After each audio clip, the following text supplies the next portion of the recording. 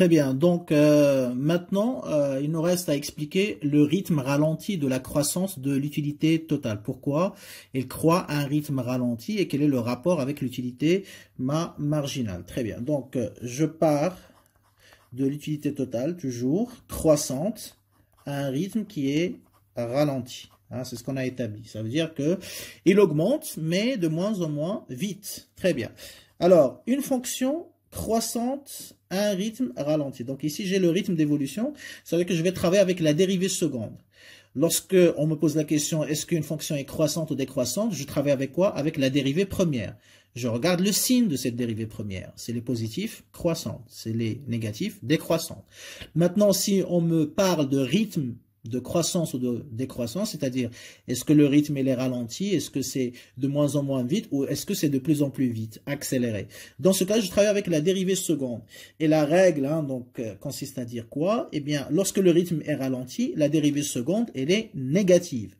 Si le rythme est accéléré, au contraire, le signe de la dérivée seconde, attention, dérivée seconde, eh bien, elle est positive. Donc ici, j'ai ralenti, ça veut dire que la dérivée seconde de la fonction de l'utilité totale est négative. D'accord? Très bien. Alors, quel est le rapport avec l'utilité marginale? Donc, je dois faire apparaître l'utilité marginale dans cette expression-là. Or, je sais que l'utilité totale dérivée seconde, c'est-à-dire je dérive deux fois, c'est l'utilité totale prime. Ça veut dire quoi? Ça veut dire je dérive l'utilité totale une première fois et une deuxième fois. D'accord? Et donc, ça me donne deux dérivées de suite. Donc, je peux le décomposer, cette dérivée seconde, en une dérivée première et qui, elle aussi, va être dérivée à son tour. D'accord? Donc, ça fait u totale prime. Ok? Qu'est-ce qu'on fait après? Bien sûr, donc on va remplacer l'utilité totale prime par l'utilité marginale, parce que je sais que l'utilité marginale par définition, ce n'est autre chose que la dérivée première de l'utilité totale. Donc je remplace, donc ça fait l'utilité marginale, vous voyez, l'utilité totale prime, je la remplace par l'utilité marginale. Et qu'est-ce qu'il me reste? Prime. Ok, bien sûr, ici, c'est inférieur à 0. Donc, pareil, ici, c'est inférieur à 0. Et effectivement, donc, utilité marginale prime inférieure à 0, ça veut dire quoi, cette expression? Ça veut dire c'est la dérivée première de l'utilité marginale est négative. D'accord? Et si la dérivée première d'une fonction est négative, qu'est-ce qu'on vient de dire à l'instant? Eh bien, ça veut dire qu'elle est décroissante. Donc, l'utilité marginale est décroissante. Si j'avais UM' positif, donc là, j'aurais utilité marginale croissante. Donc là, c'est l'inverse. Donc l'utilité marginale est décroissante. Donc pourquoi l'utilité totale est croissante à un rythme ralenti, c'est-à-dire de moins en moins vite?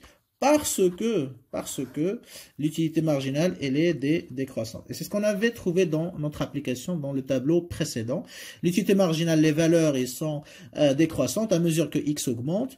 Donc ça explique pourquoi l'utilité totale croît à un rythme qui est ralenti. Donc, qu'est-ce qu'on en déduit? Eh bien, la décroissance, d'accord?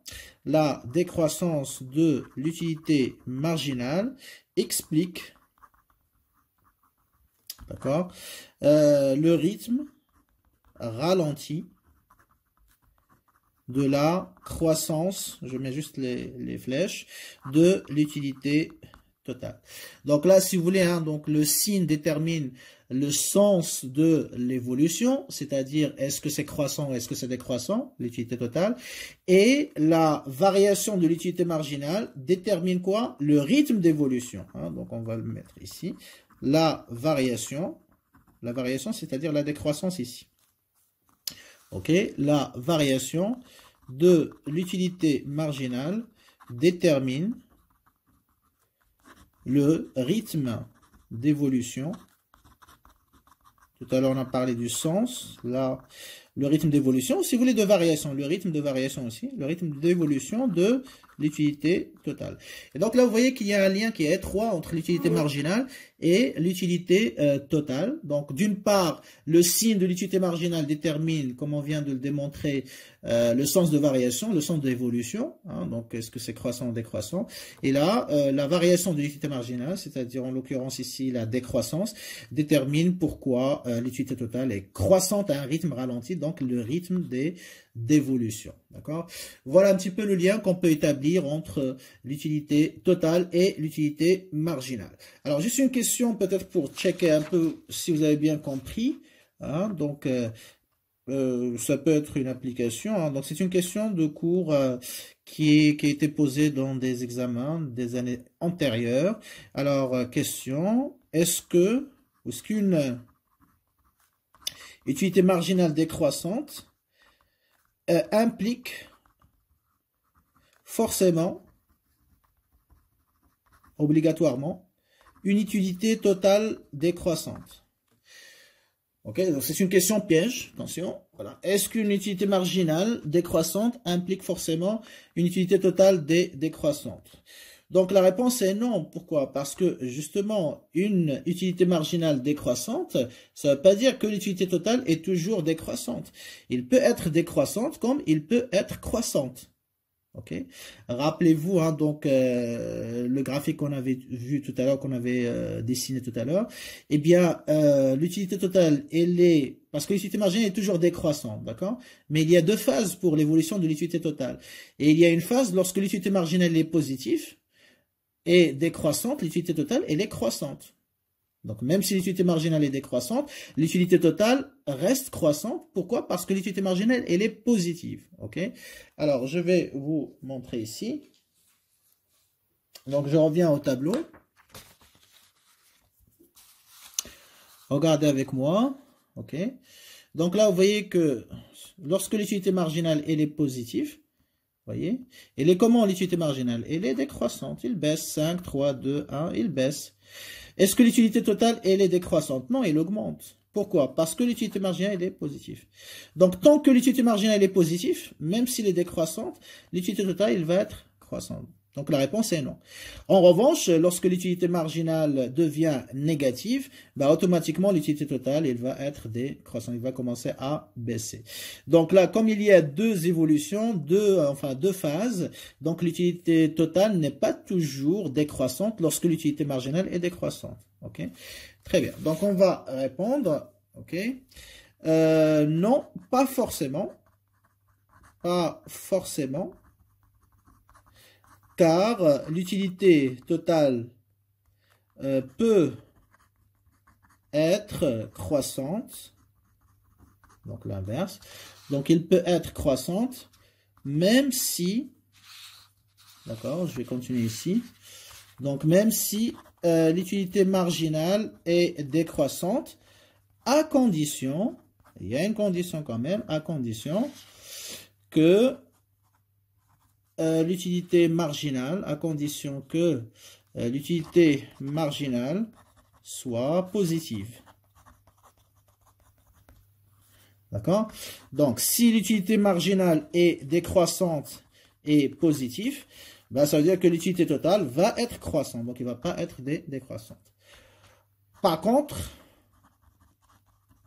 si l'utilité marginale devient négative, eh bien, automatiquement, l'utilité totale, il va être obligatoirement décroissant. Ok? Et donc là, ça me permet en fait d'établir graphiquement, hein, donc je vais résumer un peu la relation entre l'utilité totale et l'utilité marginale. Ça sera plus facile pour vous. Voilà, de visualiser ça. Donc, premier graphique. Ok? Ensuite, juste en bas, on va tracer l'utilité marginale. Comme ça, on établira les correspondances entre les deux. Utilité marginale de x, toujours sur l'axe des ordonnées. Utilité totale sur l'axe des ordonnées. Et les quantités du bien x, toujours sur l'axe des abscisses.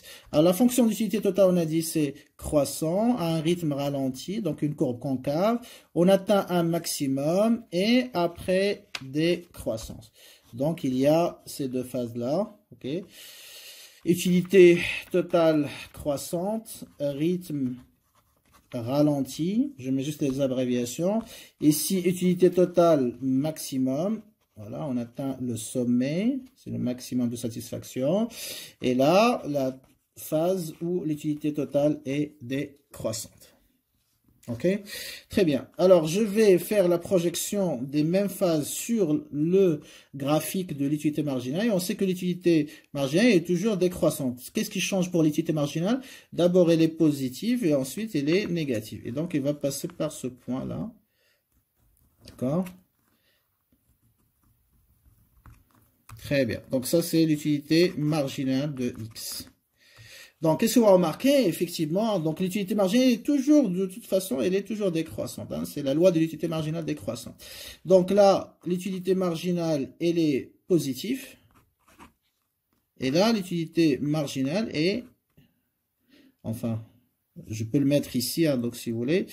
Mais disons que il faut le mettre là, donc c'est la deuxième phase, si vous voulez. Ok, là. Donc, l'utilité marginale est négative. Très bien. Alors, ici, l'utilité marginale est égale à 0. Donc, lorsque l'utilité marginale est positive, qu'est-ce qu'on remarque? La fonction de l'utilité totale, elle est croissante. Vous voyez, utilité totale croissante. Lorsque l'utilité totale, lorsque l'utilité marginale devient négative, la variation de l'utilité totale est négative, donc elle devient décroissante. Et quand elle est égale à 0, l'utilité marginale, l'utilité totale est à son maximum. Okay.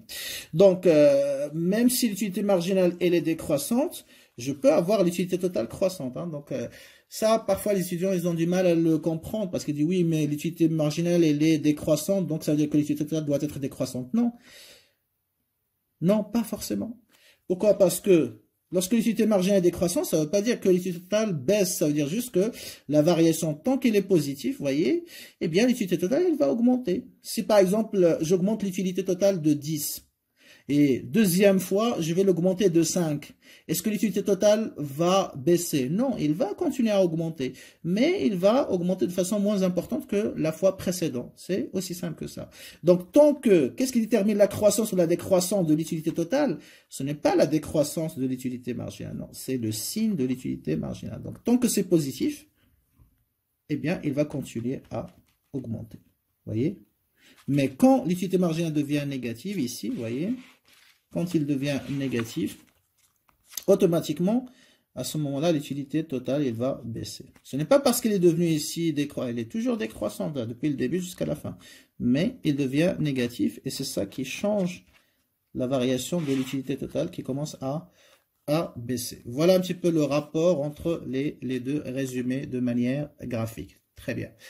Alors, maintenant, donc, on va s'intéresser un petit peu aux implications de la loi de l'utilité, ou si vous voulez, de l'utilité marginale. D'accord? Très bien. Alors, les implications, les conséquences, si vous voulez. D'accord? Alors, implication de l'utilité marginale. Alors, la première implication, c'est que, comme on l'a démontré dans les explications, en fait, la plupart des gens, ils croient qu'en augmentant simplement leur consommation, ils vont augmenter de façon illimitée leur satisfaction. Donc, maintenant, c'est terminé, ce mythe. Hein. Donc, c'est mythe, hein, c'est une histoire qui n'est pas vraie. Pourquoi? Parce que, justement, il y a cette loi de l'utilité marginale décroissante qui nous dit, effectivement, plus on va consommer, moins on va obtenir d'utilité supplémentaire, jusqu'au point où l'utilité marginale va devenir négative. Et à ce moment-là, si on continue à consommer, non seulement on ne va pas augmenter notre utilité totale, mais cette utilité totale, il va baisser. Comme on a vu, hein, il atteint un maximum, après il va baisser. Donc on va voir l'inverse de notre objectif. Et donc c'est pas rationnel, d'accord? Donc ça veut dire quoi? Ça veut dire que le consommateur, il ne doit pas continuer à consommer de manière aveugle et illimitée, donc il doit s'arrêter. Il doit savoir quand est-ce qu'il faut s'arrêter. Et c'est ça l'objectif justement du choix de la théorie du choix du consommateur, déterminer quel est le niveau sur lequel il va falloir s'arrêter pour ne pas effectivement obtenir l'objectif inverse, c'est-à-dire baisser l'utilité au lieu de l'augmenter. Donc voilà la première conséquence, la première implication, c'est qu'il y a une limite à ne pas dépasser. Il y a une limite pour la consommation concernant le consommateur, pas uniquement pour le budget, parce qu'il y a le budget, mais il y a aussi la loi de l'utilité marginale décroissante. Si tu continues, tu dépasses un certain seuil, si tu augmentes ta consommation, tu vas baisser ton utilité et c'est irrationnel. Donc, premièrement, eh bien, le consommateur ne peut pas, augmenter de manière illimitée son utilité en augmentant sa consommation. Donc ça veut dire quoi? Ça veut dire que il existe un seuil à ne pas dépasser. Une limite. Le seuil, ça veut dire une limite à ne pas dépasser. Et comme je viens de l'expliquer, c'est à cause de la loi de l'utilité marginale qui nous dit, bon, si on augmente la consommation d'un bien de manière répétitive, des unités successives l'une après l'autre, ben, il arrive à un moment où, effectivement, hein, donc dans un premier temps, donc ça va commencer à baisser, forcément, hein, c'est logique, mais à un moment donné, l'utilité marginale deviendra même négative. Et s'il devient négatif, donc l'utilité totale, elle va baisser. Effectivement, si on augmente x, l'utilité marginale de x va baisser, si je prends le bien x, et si continue à baisser, si on continue toujours à consommer, ben, l'utilité marginale deviendra négative, et s'il devient négatif, ben, l'utilité totale va baisser. Et ça, c'est irrationnel. Si on paie de l'argent, ou si le consommateur paie de l'argent, pour consommer des unités supplémentaires, c'est pour augmenter son utilité totale, non pas pour la baisser. D'accord? Deuxième conséquence, ça a un rapport avec la valeur. En fait, il y a une relation inverse entre la valeur et l'utilité marginale. Enfin, une relation inverse entre la valeur d'un bien et la quantité consommée de ce bien. Donc, ça veut dire quoi? Ça veut dire que plus je consomme, au plus un bien, donc, il est disponible en quantité très, très importante, qu'est-ce qui va se passer? Eh bien, son utilité marginale, il va être faible. Et si son utilité marginale, il est faible, ben, le consommateur, il va pas payer, il va pas être prêt, il va pas accepter de payer un prix très cher. Donc, le prix qu'il est prêt à payer, il va être moins élevé. Donc, ça veut dire tout simplement que, si vous voulez, il y a une relation inverse, hein, donc entre la valeur économique d'un bien, d'une unité supplémentaire, ok, et la quantité qui a été consommée donc de ce bien. Donc plus j'ai déjà, ou je dispose de plusieurs unités d'un bien donné, d'accord, ou j'ai consommé une grande quantité d'un bien donné, plus l'utilité marginale sera faible, et donc forcément la valeur que je suis prêt à accorder à ces unités supplémentaires, il sera moins importante. Si je prends l'exemple que j'ai utilisé tout à l'heure, c'est-à-dire, imaginons que j'ai soif, j'ai besoin de boire de l'eau, d'accord? Après une séance de sport intensif, très bien. Alors, le premier verre, comme on a dit, hein, donc son utilité marginale est très élevée. Pourquoi? Parce que c'est le premier verre. L'intensité de ma soif, elle est à son maximum. Donc, je vais ressentir beaucoup de plaisir. Le plaisir, il va être immense. Dans ce cas, l'utilité marginale, elle est très élevée. Et si on me demande de payer ce verre d'eau, imaginons c'est pas gratuit. Je dois payer, je suis prêt à payer un prix qui est très très cher. Pourquoi? Parce que la valeur de ce verre, ce premier verre d'eau, elle est très élevée. Pourquoi elle est très élevée? Parce qu'il permet d'avoir une utilité marginale qui est aussi très élevée. Mais, imaginons que, voilà, on me propose un deuxième verre. Pareil, je dois le payer aussi. Donc là, le prix que je suis prêt à payer, pour le deuxième verre, il va être moins élevé que celui que j'ai payé pour le premier. Pourquoi? Parce que l'utilité marginale du deuxième verre, elle est moins élevée que celle du premier verre.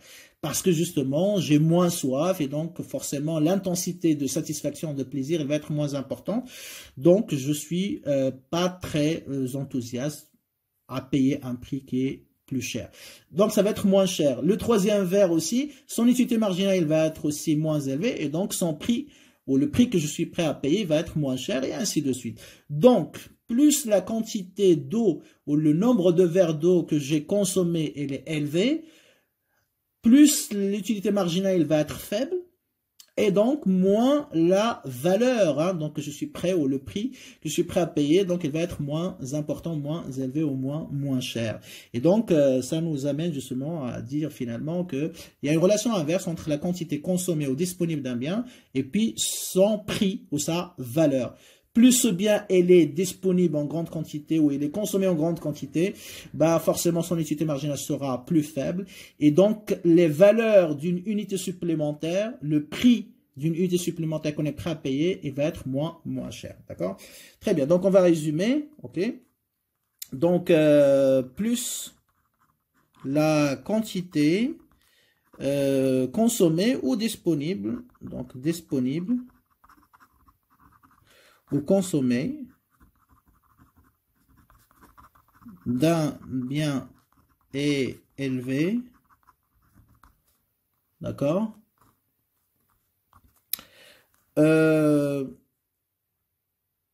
moins est élevé son utilité marginale, et donc moins élevé sera sa valeur. La valeur ici, ça veut dire le prix. Donc si on me demande de payer, on va dire combien je suis prêt à payer pour avoir une unité supplémentaire de ce bien.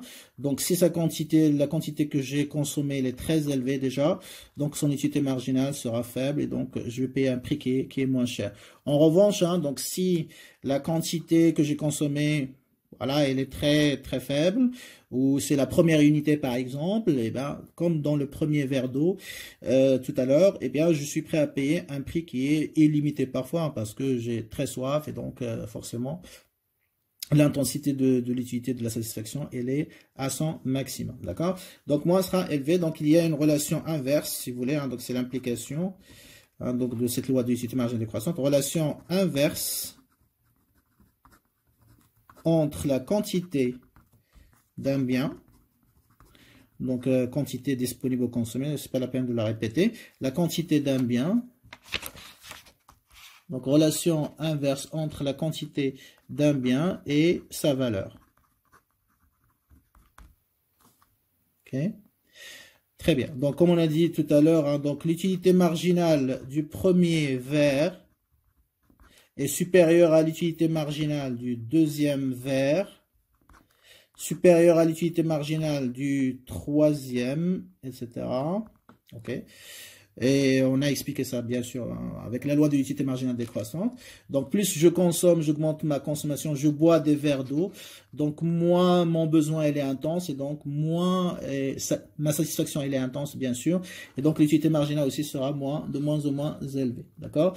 Alors, ça veut dire quoi? Ça veut dire que la valeur du premier verre sera aussi supérieure à la valeur du deuxième, sera supérieure à la valeur du troisième, etc. Ok.